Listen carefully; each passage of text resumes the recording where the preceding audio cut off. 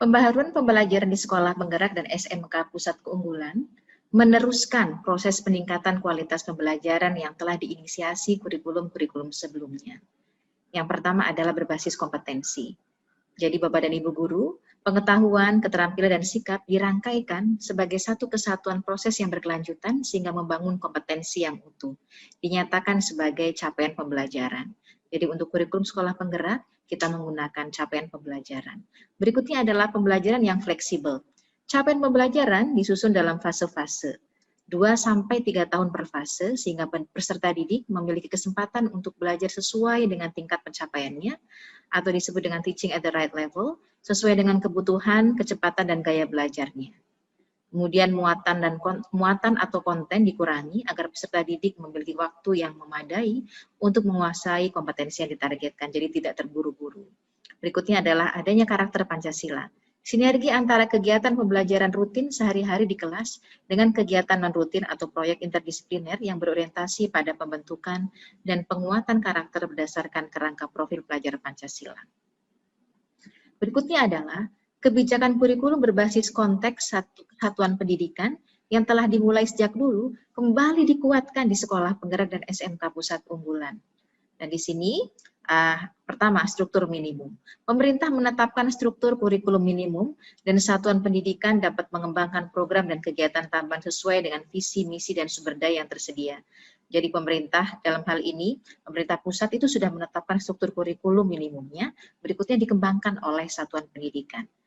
Berikutnya adalah otonomi. Kurikulum memberikan kemerdekaan pada satuan pendidikan dan pendidik untuk merancang proses dan materi pembelajaran yang relevan dan kontekstual.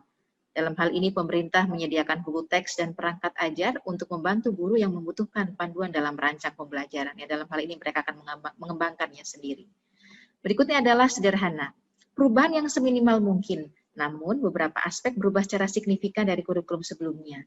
Tujuan, arah perubahan, dan rancangannya jelas dan mudah dipahami oleh sekolah dan pemangku kepentingan.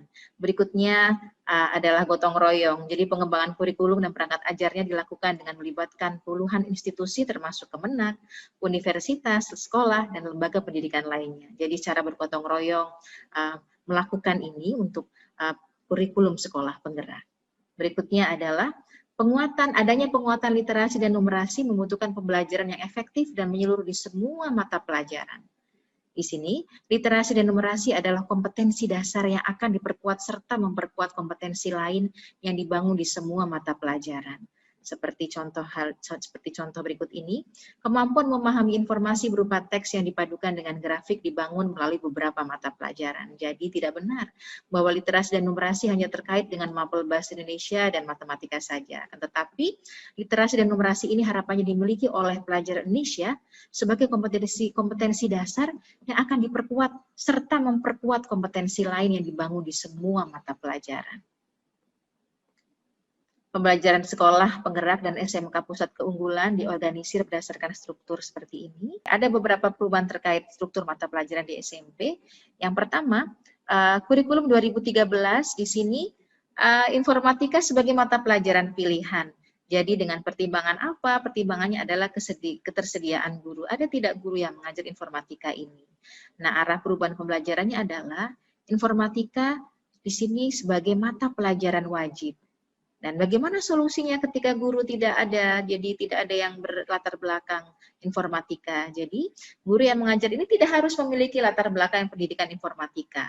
Maka buku-buku disiapkan, buku-buku panduan disiapkan untuk membantu guru-guru pemula dalam hal ini karena dia tidak memiliki background pendidikan informatika dalam mata pelajaran ini. Dan ini adalah struktur kurikulum untuk alokasi waktu mata pelajaran SMP. Di sini Ibu Bapak perhatikan ada prakarya di mata pelajaran pilihan. Prakarya menjadi salah satu pilihan, jadi tidak hanya seni. Ya, pertimbangannya apa? Untuk siswa yang mungkin tidak meneruskan ke SMA. Yang kedua, meminimalisir perubahan dari K13. Jadi selain seni musik, seni rupa, seni teater, seni tari, ada prakarya menjadi salah satu pilihan. Dan di sini pembelajaran reguler tidak penuh 36 minggu. Ini asumsinya 1 tahun sama dengan 36 minggu. Sama dengan SD, untuk SMP juga tidak penuh 36 minggu untuk memenuhi alokasi proyek. Dan contohnya di sini adalah bahasa Indonesia hanya 34 minggu. Dan untuk mulok bersifat opsional, satuan pendidikan dapat mengintegrasikan muatan lokal dalam mapel lain atau diajarkan melalui kegiatan proyek. Nah, berikutnya adalah SMA. Ada beberapa perubahan Bapak dan Ibu untuk kelas 10. Misalnya yang pertama, untuk kurikulum 2013, siswa langsung masuk dalam program peminatan. Dia mau milih apa? Dia mau ke IPA, IPS, atau bahasa dan budaya. Jadi tidak ada mata pelajaran IPA dan IPS. Mata pelajaran langsung spesifik pada fisika, kimia, geografi, ekonomi, dan lain sebagainya. Nah, untuk siswa, untuk di kurikulum 2013, siswa langsung masuk ke dalam program peminatan. Bagaimana perubahan pembelajarannya di kurikulum sekolah penggerak? Belum ada peminatan untuk kelas 10. Jadi siswa mengambil semua mata pelajaran wajib. Di kelas 10, siswa menyiapkan diri untuk menentukan pilih mata pelajaran di kelas 11. Jadi untuk kelas 10 siswa masih menyiapkan dirinya untuk menentukan pilihan nanti di kelas 11. Jadi siswa perlu berkonsultasi dengan guru BK, wali kelas, dan orang tua. Nah, untuk kurikulum 2013 tidak ada mata pelajaran IPA dan IPS di kelas 10. Jadi mata pelajarannya langsung spesifik pada fisika, kimia, geografi, ekonomi, dan lain sebagainya. Bagaimana arah perubahan pembelajarannya? Mata pelajaran kelompok IPA dan IPS terdiri dari 1 IPA, fisika, kimia, biologi 6 jam per minggu. Berikutnya IPS yaitu sosiologi, ekonomi, sejarah, geografi 8 jam pelajaran per minggu. Sekolah dapat menentukan pengorganisasian IPA dan IPS berdasarkan sumber daya yang tersedia, misalnya dengan memilih yang pertama sistem block team teaching dalam perencanaan. Namun, guru fisika, kimia, biologi mengajar bergantian. Berikutnya bisa sebagai mata pelajaran yang berdiri sendiri-sendiri atau terintegrasi tim teaching dalam perencanaan dan pembelajaran. Nah, untuk setiap tengah dan akhir semester ada unit inquiry yang mengintegrasikan mapel-mapel dalam masing-masing IPA dan IPS. Jadi itu arah perubahan dari SMA kelas 10. Bagaimana alokasi waktu mata pelajaran siswa kelas 10 di sini? Sama halnya di SMP, di kelas 10 SMA, IPA terdiri dari fisika, kimia, dan biologi, IPS terdiri dari sosiologi, ekonomi, sejarah, dan geografi. Nah, sejarah Indonesia dan sejarah dunia digabung menjadi sejarah, tidak dipisahkan lagi Ibu dan Bapak, tapi digabung menjadi sejarah. Dan berikutnya minimal 25% jam pelajaran dari setiap mata pelajaran wajib dialokasikan untuk proyek kokurikuler. Nah, jadi di sini pembelajaran reguler tidak perlu 36 minggu untuk memenuhi alokasi proyek, jadi hanya 27 minggu. Dan untuk mulok, opsional, satuan pendidikan dapat mengintegrasikan muatan lokal dalam mapel lain atau diajarkan melalui kegiatan proyek. Ini, jika Bapak Ibu perhatikan di sini, ini kegiatannya, kegiatan reguler per minggu, per tahun ini 1098 jam pelajaran ini ya, per tahun. Kemudian ini adalah totalnya 1548, ditambahkan dengan proyek 450, maka 1548. Jadi tidak semuanya untuk pembelajaran intrakurikuler, tapi 25% dari jam pelajaran setiap mata pelajaran wajib dialokasikan untuk proyek kokurikuler. Bagaimana dengan SMA kelas 11 dan 12? Ini paduan antara peminatan dan perkembangan holistik ya Bapak dan Ibu guru. Untuk kurikulum 2013, mengenai pilihan program peminatan sejak kelas 10. Jadi di sini siswa yang masuk ke dalam suatu program cenderung hanya akan mempelajari disiplin ilmu tersebut saja. Kesempatan untuk eksplorasi disiplin ilmu yang lain semakin sempit. Jadi ketika dia memilih IPA, maka dia akan mempelajari IPA saja.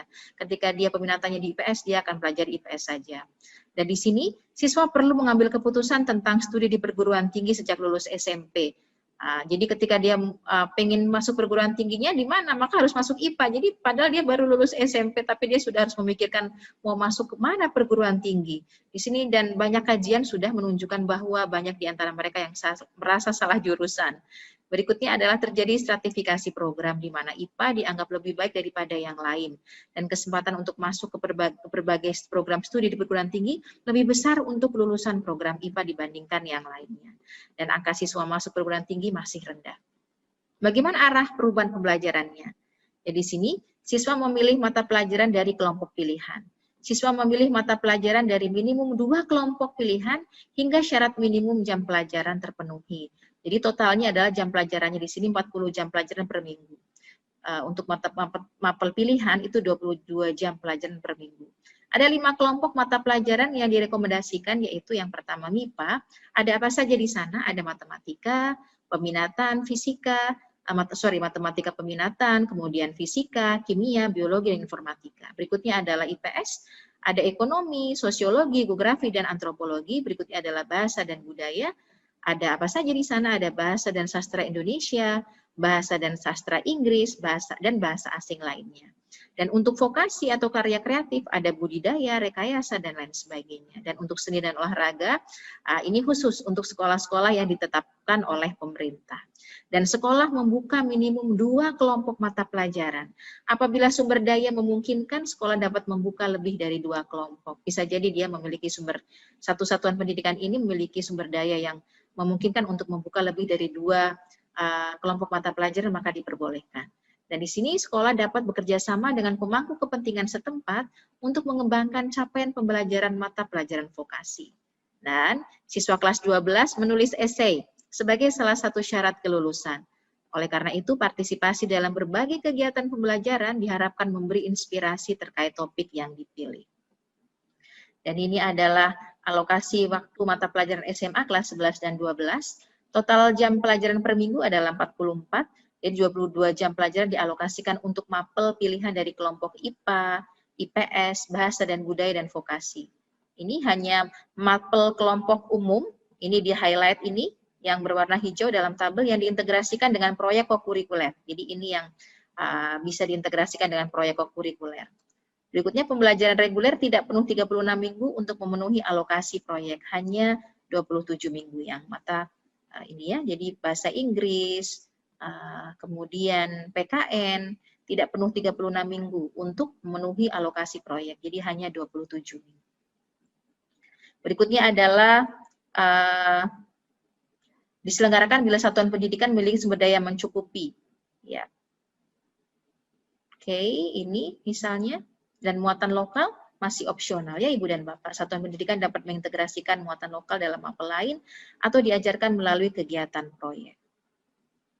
Itu Ibu dan Bapak mengenai struktur kurikulum di SMA. Oh ya, ini berarti kelompok bahasa dan budaya seperti bahasa, sastra Indonesia, bahasa dan sastra Inggris, bahasa Korea, bahasa dan bahasa Mandarin diselenggarakan bila satuan pendidikan memiliki sumber daya yang mencukupi.